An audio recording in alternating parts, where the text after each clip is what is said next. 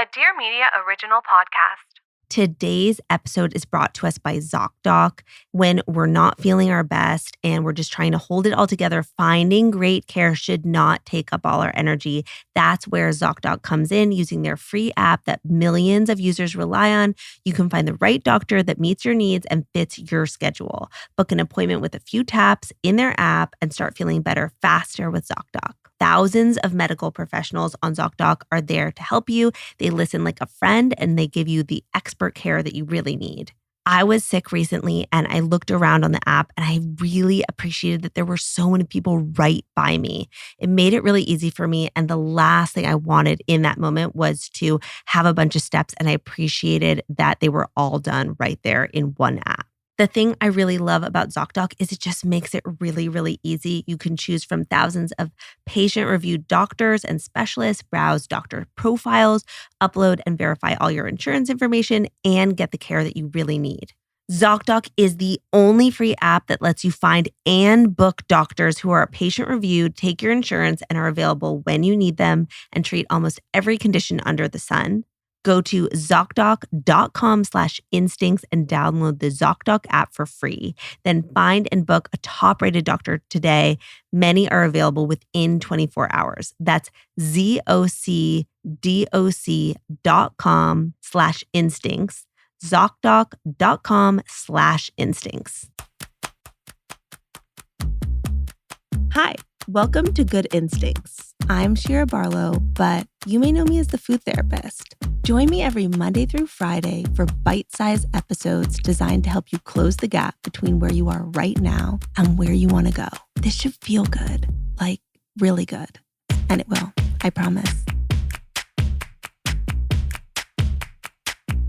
So something that's always been really helpful here with this show is that because I do see clients regularly, there are things that come up consistently in my practice that then I realize are also popping up among friends, and I feel like it's a good thing to discuss here. So that's what I wanted to talk about today. I wanted to talk about the roadblocks that I'm seeing in my practice pop up that I think could be helpful here.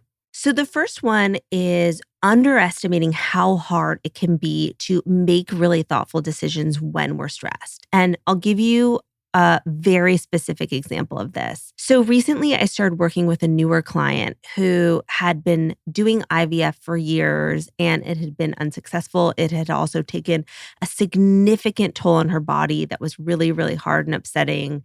And she and her husband were now going the surrogacy route.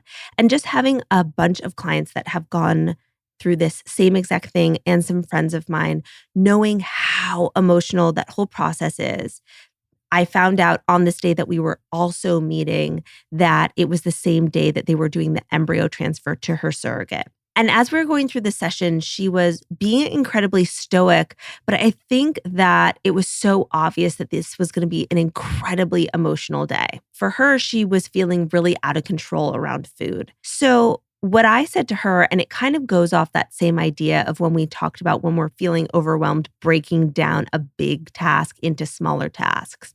And for her in that moment was obviously really being honest about the fact that this was a really, really hard day. It was going to be a hard day no matter what. It was going to be an emotional day. And what could she do to take care of herself in that moment? And in this case, bypass the need for willpower altogether by pre-committing to making a really good choice for herself.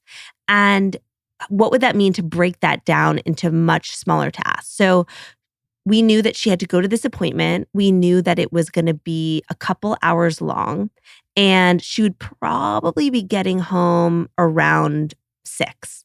So she was originally planning on making this whole recipe for her and her husband, but we talked about it and it kind of started to seem like that was not that realistic, that she would be up for doing this whole baked fish dish for her and her husband. And in fact, what she really wanted was to order something that actually felt really balanced to her, but was also really comforting to her. And it was like a healthy meal, but it was not prepared by her. And I thought that that was really honest and good. And so what we came up with was that as soon as she was leaving the hospital, she would order that on her phone. So it was there when they got home, so that she had truly pre-committed to making this decision ahead of time. And it seems so Captain Obvious, but it's really not. And I think part of it is that you might think about those things for like your kids or your loved ones or someone that's staying with you wanting to have a meal waiting for them when they get home. But for ourselves, we don't often think of ourselves in that way, and we don't often take care of ourselves in that same way. And I thought that it was kind of the perfect thing for her to do. I think in those moments, we kind of need to like mother ourselves. And that was the fix in that place. And I think a lot of people could relate to that. The next thing that comes up a ton, and it always has, and it comes up with friends too, is this idea of the way that we actually talk to ourselves and the way we start believing these things about ourselves that may not be true. And I'll give you a specific example. I have a client of mine who is actually a longtime client, and she's going through something very specific right now where she's just like very, very stressed and in it. She's going through a family thing, and the reality is that it's been hard for her to really focus on the goal at hand. And there have been a couple days where here and there where she just like hasn't been able to make really thoughtful decisions. And then she's gotten really upset about that. And we were talking about it recently, and she said something to the effect of like, Shira, I have no accountability. I just need more accountability. I have no accountability. And we stopped for a second and really looked at that. And the reality is that's not true.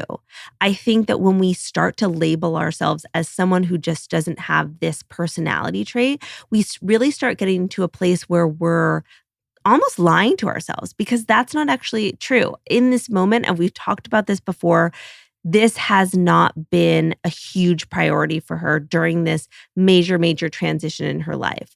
And again, we have talked about this, but I think it bears repeating that I think that in those moments, it's really, really healthy and helpful to be honest with yourself about where you are and what you're able to do in that moment. So being like looking at the calendar saying, oh, this week is end of the year stuff for school. I'm feeling really stressed. I can only do so much. This can't be front and center.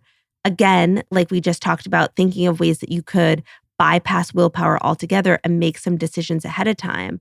But what I don't want to happen is when you do make those missteps, which does happen, we start lying to ourselves about what we're not capable of.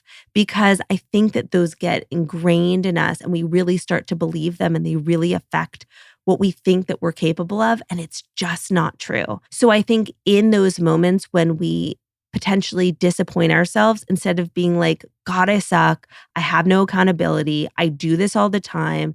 I can't get out of it. Being like, oof, what was going on for me this week that made it really hard for me to act in my own best interest? What was happening? What was my trigger here? And it's funny because that skill translates to every part of life, in every relationship you have and in work and all these things where we do have missteps. And in a lot of cases, we're able to kind of look at it from that place of what happened here that made it really hard to take great care of myself. And I think that we do it in those other ways, but we don't necessarily do it all the time with food. And I think that it's really, really important to do so. And the last one, which we have talked about here, but I really do think bears repeating because now it is summer and people a lot of times use this idea of summer as a loophole. Like, oh, it's summer, it doesn't count. It's vacation, it doesn't count.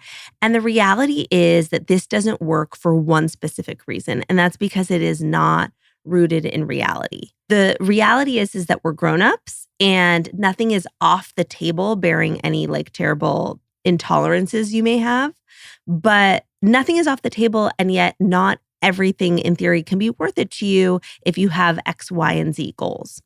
And so I think that when we indulge in this kind of alt universe in where things don't count, we get farther away from what we actually want, but we didn't do it consciously. And that's not what I want. So I think that as we enter this summer season and people have their goals, I think we should be really honest about what those are and what are the cases in which we maybe want to be a little more flexible, and knowing that you may come back from your vacation, feel a little farther behind from where you were, and have that be okay, which I am totally fine with when my clients decide to go that way. But I think that we have to do that consciously and thoughtfully, and that's what keeps it all going. Because when we don't do that, then we start also labeling ourselves as people that just aren't capable of doing this, or we don't have willpower, we don't have accountability. When in reality, we, wanted to be a little more loose. We wanted to have a little more flexibility, and that's totally fine as long as we're being really honest about that. So those were the roadblocks that come up pretty frequently in my practice. I wonder if you have any experience with any of these or anything you want to share with me. Come find me on Instagram at Shira_RD. Tomorrow, we're going to be talking about what is really in quote unquote natural flavors. I'll see you there. Thank you so much for listening to Good Instincts, hosted and written by me, Shira Barlow. You can find me on Instagram at Shira_RD. Good Instincts is a Dear Media daily. Today's episode is brought to us by ZocDoc. When we're not feeling our best and we're just trying to hold it all together, finding great care should not take up all our energy. That's where ZocDoc comes in, using their free app that millions of users rely on. You can find the right doctor that meets your needs and fits your schedule. Book an appointment with a few taps in their app and start feeling better faster with ZocDoc. Thousands of medical professionals on ZocDoc are there to help you. They listen like a friend and they give you the expert care that you really need. I was sick recently and I looked around on the app and I really appreciated that there were so many people right by me. It made it really easy for me. And the last thing I wanted in that moment was to have a bunch of steps, and I appreciated that they were all done right there in one app. The thing I really love about ZocDoc is it just makes it really, really easy. You can choose from thousands of patient-reviewed doctors and specialists, browse doctor profiles, upload and verify all your insurance information, and get the care that you really need. ZocDoc is the only free app that lets you find and book doctors who are patient-reviewed, take your insurance, and are available when you need them, and treat almost every condition under the sun. Go to ZocDoc.com/instincts and download the ZocDoc app for free. Then find and book a top-rated doctor today. Many are available within 24 hours. That's ZocDoc.com/instincts. ZocDoc.com/instincts.